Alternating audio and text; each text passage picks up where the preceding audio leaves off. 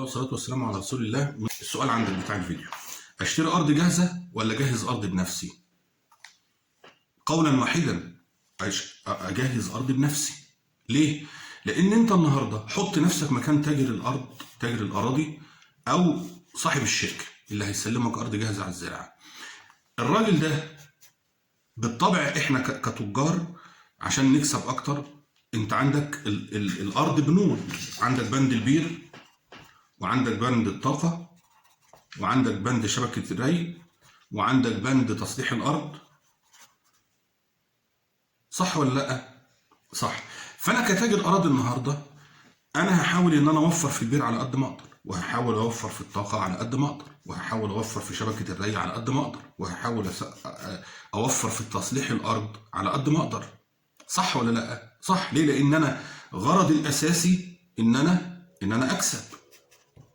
في ناس ما عندهاش ضمير، في ناس ما عندهاش ضمير، فتبص تلاقي حطيت لك خامات تعبانه عشان يكسب اكتر. وفي ناس عندها ضمير، بس اللي عنده ضمير مش هيجهز الارض زي ما تكون انت بتجهز لنفسك. دي برضه شبه مستحيله. يعني ما فيش واحد هيعمل لك اللي بيعمله لنفسه، اللي هيعمله لعياله.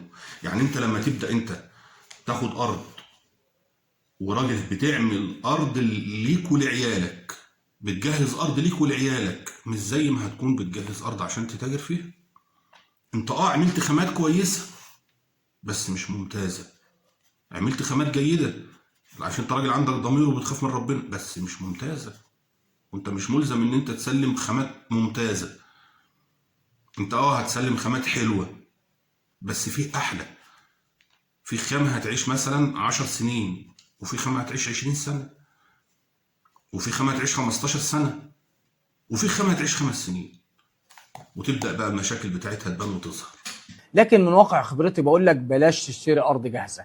انت فاكر شقق الحكومه الجاهزه اللي هي المتشطبه؟ غالبا تشطيباتها بيسموها شغل مقاولات، يعني المشتري بيعيد بعض التشطيبات مره تانية وهو اصلا محاسب عليها. عندنا في الزراعه نفس المشكله. فموضوع اتحاد الملاك بقى حللك دي. انت راجل النهارده ما تقدرش مثلا تخش على 200 فدان وتجهزهم للزراعه لنفسك.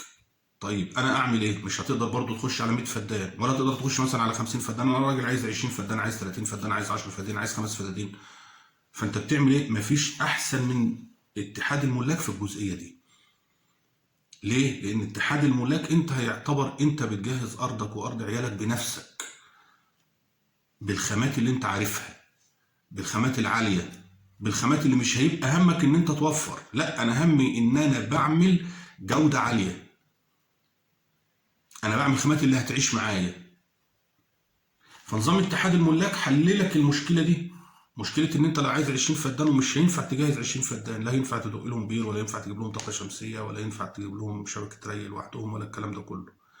يبقى الصح ايه؟ الصح ان انت تخش في نظام اتحاد الملاك. من الاخر، ربنا يصلح حالنا وحالك يا رب. السلام عليكم.